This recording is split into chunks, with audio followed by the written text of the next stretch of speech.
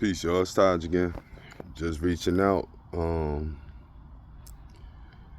Talk about a couple things that's on my mind, man. First and foremost, I wanted to give a shout out to, the man changed my life, even though we ain't on the best of terms right now. Kevin Gillespie, Kev Road University Live on YouTube. Go check him out. Real knowledgeable cat. He's the one that told me to pick up a Webster's 1828 dictionary as well as a Black's Law dictionary. And with that, it's starting to help me to come out of the delusion that I found myself caught in. And like I said, check him out. He's real good information, real great teaching, and nothing less to say. That being said, it's a couple definitions I wanted to go over tonight. First and foremost, we're going to go with competent. Competent is suitable, fit, convenient, hence sufficient. That is fit for the purpose, adequate, followed by two as competent supplies of food and clothing, a competent force, an army competent to the preservation of a kingdom or state, a competent knowledge of the world. This word usually implies a moderate supply, a sufficiency without superfluidity. Number two, qualified, fit, having legal capacity or power as a competent judge or court, a competent witness. In a judge or court, it implies right or authority to hear and determine. In a witness, it implies a legal right or capacity to testify. Three, it's incident, belonging, having adequate power or right. That is the privilege of the infinite author of things who never slumbers nor sleeps, but is competent to any finite being. It is not competent to the defendant to allege fraud in the plaintiff. All right, the next definition I wanted to go over is insane. All right, number one, it's unsound in mind or intellect, mad, deranged in mind, delirious, distracted. In this sense of making mad, it is little used. All right. So number two, used by or appropriated to insane persons, as an insane hospital. All right, so that was insane as an adjective. As a noun, an insane person, as a hospital for the insane.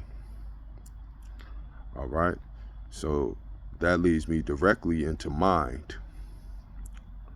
It is, mind is memory, mention, to remember. Mind, ardor of mind, vehemence, anger.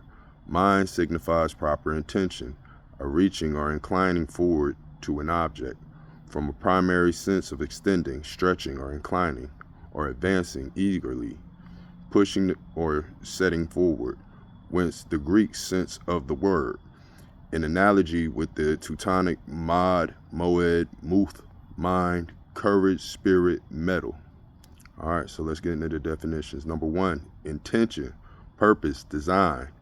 Example, the sacrifice of the wicked is abomination. How much more when he bringeth it with a wicked mind? That's Proverbs 21:27.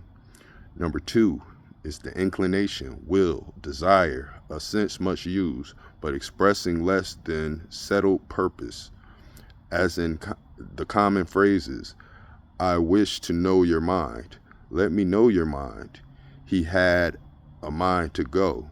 He has a partner to his mind. All right. Number three is an opinion. As to express one's mind, we are of one mind. Number four, memory, remembrance. As to put one in mind, to call to mind.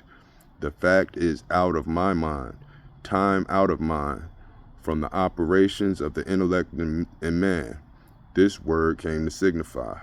Number five, the intellectual or intelligent power in man, the understanding, the power that conceives, judges, or reasons. I fear I am not in my perfect mind. So we speak of a sound mind, a disordered mind, a weak mind, a strong mind, with reference to the active powers of the understanding. And in a passive sense, it denotes capacity, as when we say the mind cannot comprehend the subject. Number 6, the heart, or seat of affection. The mind being the heart, which were a grief of mine to Isaac and Rebekah, Genesis 26:35. All right, number 7, the will and affection as readiness of mind, Acts 17:11. Again, the will and affection. Number 8, the implanted principle of grace, that's Romans 7:23. All right, so we're going to the verb intransitive, pardon me. To attend to fix the thought on, to regard with attention, cease to request me, let us mind our way. All right, mind not high things, Romans 12:2. To attend to, or to regard with submission, to obey. His father told him to desist, but he would not mind him. To put in mind, to remind. Number 3, to intend, to mean. All right, mind, verb intransitive, to be inclined or disposed to incline. When one of them mindeth to go into rebellion. All right. So now we're going to go into capacity,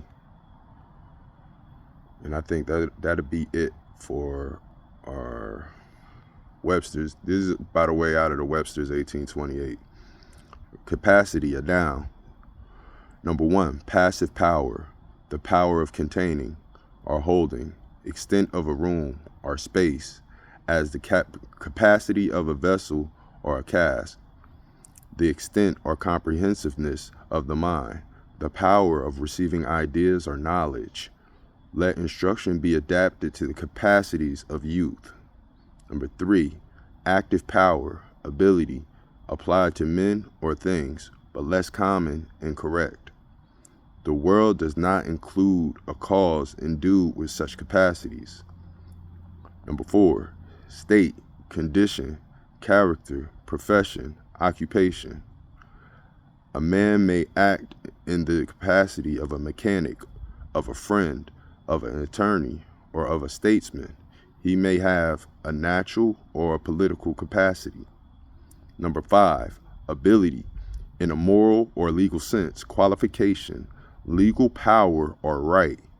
As a man or a corporation may have a capacity to give or receive and hold a state. Number 6, in geometry, the solid contents of a body. Number 7, in chemistry, the state, quality, or constitution of bodies, by which they absorb and contain or render latent any fluid, as the capacity of water for caloric. All right, that'll be the end of the reading out of the 1828. Like I say, I'm working on something. I'm just laying the foundations, and yeah. So bear with me. I swear to you, we're gonna come to a definitive with this whole thing. But I appreciate you for tuning in, and I'm gonna come with the Black's Law definitions next up. Till then, peace.